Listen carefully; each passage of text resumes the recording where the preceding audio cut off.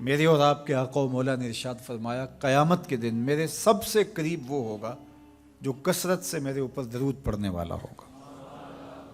تو یہ حضور کی قربت کا ضامن ہے درود۔ تو اس لیے اپنی اولاد کو حضور علیہ السلام پر درود پڑھنے کی ترغیب دو۔ بچپن میں ہی اپنے گھر کے اندر مجالس درود قائم کرو۔ روزانہ کی بنیاد پہ ہو تو بہت اچھا، نہیں تو ہر 8 دن کے بعد ایک دن ضرور متعین کر لیا جائے۔ جمعۃ المبارک کے دن کثرت کے ساتھ درود پڑھنے کی ترغیب دی گئی ہے، اور فرمایا اس دن فرشتے حاضر ہوتے ہیں۔ تو حضرت ابو درداء رضی اللہ تعالی عنہ نے عرض کی، یا رسول اللہ صلی اللہ علیہ وسلم، آپ کی حیات طیبہ میں تو ٹھیک ہے، لیکن جب آپ انتقال کر جائیں تو کیا اس کے بعد بھی یہ عمل جاری رکھا جائے؟ ابن ماجہ میں یہ روایت موجود ہے۔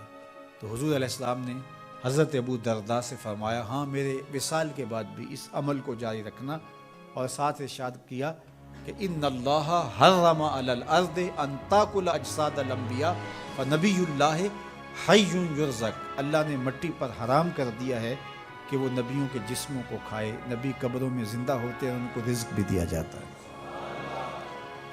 تو کہا کہ یہ میرے بعد بھی میرے اوپر درود کے سلسلے کو جاری رکھنا۔ تو ایک مومن تو درود کے ساتھ جڑا ہوا ہے، وہ تو درود کے بغیر دن گزار ہی نہیں سکتا۔ الگ سے نہ بھی پڑھے تو اس کو نماز کے اندر درود پڑھنا ہی ہوتا ہے۔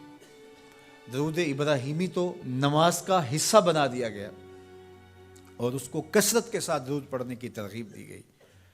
تو درود ایک ایسا وظیفہ ہے کہ جو اپنی زندگی میں جتنا زیادہ شامل کر سکتے ہو اتنا زیادہ شامل کر لو۔ ویسے بھی درود پڑھنے سے بچوں میں تقدس پیدا ہوتا ہے، بچے پاک دامن رہیں، عفت مآب رہیں، ان کی طبع میں تقدس رہے۔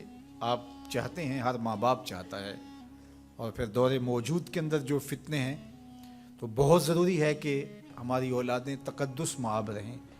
تو ان کو درود کی ترغیب دو، تو اس کا عملی نتیجہ یہی ہوگا کہ ان میں تقدس کا جوہر پیدا ہوگا، اور ان کی عصمت کی حفاظت رہے گی۔ اور درود شریف پڑھنے والے بچے اور درود شریف نہ پڑھنے والے بچے دونوں کی عادات میں فرق ہوتا ہے۔ درود پڑھنے والوں کی طبع میں رقت، لطافت، نرمی، محبت، شفقت جیسے جذبات پیدا ہوتے ہیں۔ یہ درود شریف کا عملی نتیجہ ہے۔ بعض لوگوں کو شکایت ہوتی ہے کہ ہمارے بچے بڑے اکھڑ ہیں، بڑے تند مزاج ہیں، بڑے سخت گیر ہیں، تو اس کا علاج کیا ہے؟ تو اس کا علاج یہی ہے کہ ان کو درود کی تسبیح دو۔ درود اکڑ توڑ دیتا ہے، طبیعت کی تندی نکال دیتا ہے، طبائع کی تلخیاں ختم کر دیتا ہے، محمد عربی کے نام کی مٹھاس پیدا کر دیتا ہے۔ حضور کا نام شہد سے میٹھا ہے، دل آویز ہے۔ کھنڈ میں اتنی مٹھاس نہیں ہے، شکر اور گڑ میں اتنی مٹھاس نہیں ہے، شہد میں اتنی مٹھاس نہیں ہے، قند اور نبات میں اتنی مٹھاس نہیں ہے جتنی نام محمد میں رکھی گئی۔ ان کا نام لبوں پر آئے، میٹھا میٹھا منہ ہو جائے۔ ان کے بول بہاروں جیسے اور اصحاب ستاروں جیسے۔ ان سا پیارا اور نہ کوئی، ان سے بچھڑ کے لکڑی روئی۔ جب وہ سیر کو جایا کرتے، سر پہ بادل سایا کرتے۔ میرے شہر کے ایک پنجابی شاعر ہیں، انہوں نے تو قلم ہی توڑ دیا نا، تینوں سینے دی میں ٹھنڈ آکھاں۔ اگر آپ کا ذوق ہو تو تینوں سینے دی میں ٹھنڈ آکھاں، شہد گلاب تے کھنڈ آکھاں، تینوں نبیاں دا میں لاڑا آکھاں، تیرے ہجر دے وچ میں ہاڑا آکھاں۔ تو ان کا نام ہی میٹھا ہے، دل آویز ہے۔ تو درود غصہ ختم کرتا ہے، طبیعت کی تلخی اور تندی مٹا دیتا ہے، اکھڑ پن ختم کرتا ہے۔ تو آپ اگر چاہیں کہ اولاد اکھڑ ہے تو ان کو کسی طرح درود پہ لے آئیں، درود کی تسبیح ان کے ہاتھ میں دے دیں، تو ان کی طبع میں نفاست بھی آئے گی، ان کی طبع میں لطافت بھی آئے گی، ان کی طبع میں رقت بھی آئے گی، ان کی طبع میں محبت بھی آئے گی، ان کی طبع کے اندر جو ہے وہ لیاقت بھی پیدا ہوگی۔ درود پڑھنے والا بچہ ذہنی استعداد میں درود نہ پڑھنے والے بچے سے بہتر ہوتا ہے۔ یہ بھی آپ تجربہ کر کے دیکھ لیں. 2 بچے برابر ذہنی استعداد رکھتے ہوں اور ان میں سے ایک بچہ درود پڑھتا ہو اور ایک درود نہ پڑھتا ہو تو درود پڑھنے والا بچہ آگے ہوگا.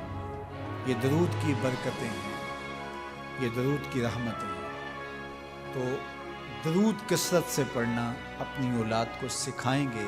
ہفتہ روزہ آپ محافل کا گھر میں انعقاد کر لیجئے اور اس میں صرف دروشی پڑھ لیجئے, تو انشاءاللہ اس سے آپ دیکھیں گے کہ اولاد کو اس کا فرق پڑتا ہے. یہ تربیت کا ایک آسان نسخہ ہے اور یہ وہ وظیفہ ہے جس سے تھکن نہیں ہوتی. یہ وہ وظیفہ ہے جس سے طبیعت میں تلخی نہیں آتی. کہتے ہیں وظیفہ میں نے پڑھا ہے تو وظیفہ پڑھتے پڑھتے میری طبیعت میں یہ ہو گیا ہے. وہ بعض کہتے ہیں وظیفہ الٹ پڑ گیا ہے. بڑے وظیفے الٹ پڑھ سکتے ہیں لیکن درود الٹ نہیں پڑتا. درود ہے ہی سیدھا, یہ الٹوں کو بھی سیدھا کر دیتا ہے. تو درود پڑھیں اور یہ منہ بھی میٹھا رکھے گا, یہ دل بھی ٹھنڈا رکھے گا, یہ دنیا بھی ٹھنڈی رکھے گا اور آخرت بھی ٹھنڈی کر دے گا. درود چراغ بھی ہے, درود کستوری بھی ہے, خوشبو بھی ہے, مہک بھی ہے, شہد بھی ہے, گلاب بھی ہے, کھنڈ بھی ہے اور سینے کی ٹھنڈ بھی ہے. تو درود اپنی طبع کے اندر اچھی طرح سے راسخ کر لیں اور اپنی اولادوں کی طبع میں اس کو راسخ کریں. اس سے آپ عملاً دیکھیں گے, میں سالوں کی بات نہیں کرتا, اشروں مہینوں کے اندر آپ فرق پڑتا دیکھیں گے.